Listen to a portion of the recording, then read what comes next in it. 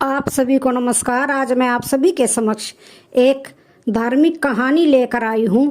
पूर्व जन्म का ऋण चुकाने के लिए भगवान को भी जन्म लेना पड़ा। तो श्रवण करते हैं ये कहानी। वनवास के दौरान माता सीता जी को प्यास लगी। तभी श्री राम जी ने चारों ओर देखा तो उनको दूर दूर तक जंगल ही जंगल दिख रहा था।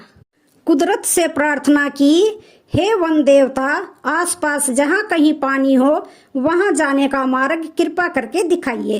तभी वहां एक मयूर ने आकर श्री राम जी से कहा कि आगे थोड़ी दूर पर एक जलाशय है, चलिए मैं आपका मार्ग पथ प्रदर्शक बनता हूँ, किंतु मार्ग में हमारी भूल चूक होने की संभावना है। श्री राम जी ने पूछा, वह क्यों? तब मयूर ने उत्तर दिया कि मैं उड़ता हुआ जाऊंगा और आप चलते हुए आएंगे, इसलिए मार्ग में मैं अपना एक एक पंख बिखेरता हुआ जाऊंगा। उसके सहारे आप जलाशय तक पहुंच जाओगे। यहाँ पर एक बात स्पष्ट कर दूं कि मयूर के पंख एक विशेष समय एवं एक विशेष ऋतु में ही बिखरते हैं। अगर वह अपनी इच्छा से पंखों को बिखेरेगा तो उसकी मृत्यु हो जाती है। वही हुआ। अंत में जब मयूर अपनी अंतिम सांस ले रहा होता है तब उसने मन ही मन कहा कि वह कितना भाग्यशाली है जो जगत की प्यास बुझाते हैं। ऐसे प्रभु की प्यास बुझाने का उसे सौभाग्य प्राप्त हुआ है। तभी भगवान श्री राम ने मयूर से कहा कि मेरे लिए तुमने जो मयूर पंख बिखेर कर अपने जीवन का त्याग कर मुझ पर जो ऋण चढ़ाया है, मैं उस ऋण को अगले जन्म में जरूर चुकाऊंगा, तुम्हारे पंख अपने सिर पर धारण करके। तत्पश्चात अगले जन्म में श्री कृष्ण अवतार में उन्होंने अपने मुकुट पर मयूर पंख को धारण कर वचन अनुसार उस मयूर का ऋण उतारा था। तात्पर्य यही है कि अगर भगवान को ऋण उतारने के लिए पुनः जन्म लेना पड़ता है तो हम तो मानव हैं, न जाने हम कितने ही ऋणों से बंधे हुए हैं। उसे उतारने के लिए हमें तो कई जन्म भी कम पड़ जाएंगे। अब मैं आपको जो कहानी सुनाऊंगी वह आज की दुनिया की सच्चाई बयां करती है।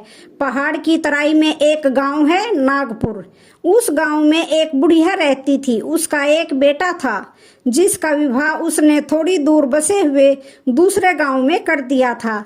एक दिन बुढ़िया ने अपने बेटे सुरेश से कहा, बेटे अब मुझसे घर का काम काज नहीं होता, तू जाकर बहू को लिवा ला, मुझे बुढ़ापे का सहारा मिल जाएगा।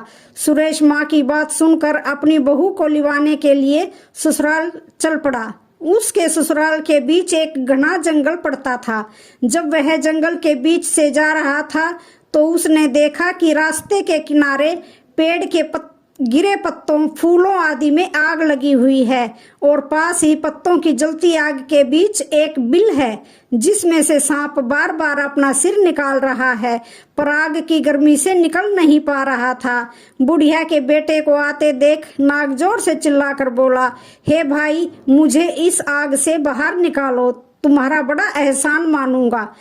सुरेश ने कहा, तुम तो नाग हो, तुम्हारा क्या भरोसा, तुम निकलने के बाद मुझे काट सकते हो। नाग ने कहा, कैसी बातें करते हो, तुम मेरी जान बचाओगे और मैं तुम्हें काट लूंगा, ऐसी बात सोची भी नहीं जा सकती। नाग के बार बार अनुनय करने पर लड़के को दया आ गई और उसने लाठी की मदद से नाग को आग से बाहर निकाल दिया। नाग जैसे ही आग से बाहर हुआ उसने लड़के से कहा, अब मैं तुम्हें काटूंगा। सुरेश हक्का बक्का रह गया। थरथराते हुए उसने कहा, लेकिन तुमने तो न काटने का पक्का वायदा किया था। नाग ने हंसते हुए कहा, अरे मूर्ख, यह कलयुग है, कहने और करने में जमीन आसमान का अंतर है। यहाँ भलाई का बदला बुराई है, यहाँ युग धर्म है। मैं तुम्हें काटकर युग धर्म जरूर निभाऊंगा। लड़के ने कहा, यदि तुम्हें काटना ही है तो काट लो, पर मेरी तसल्ली तो करवा दो कि कलयुग का यही धर्म है। नाग ने लड़के की बात मान ली। लड़का नाग के साथ जंगल में चरती हुई एक गाय के पास गया और गाय को पूरी घटना सुनाकर बोला, गाय माता, अब तुम ही न्याय करो। गाय बोली, नाग ठीक कह रहा है, मुझे ही देखो, घास खाकर दूध देती हूँ, खेती के लिए बछड़े बैल देती हूँ, लेकिन मेरे बूढ़े बूढ़े होने पर यह आदमी मुझे कसाई के हवाले कर देता है। यही इस युग का न्याय है। नाग ने कहा, अब तो तेरी तसल्ली हो गई। लड़का गिड़गिड़ाया, किसी एक और से बात कर लेने दो।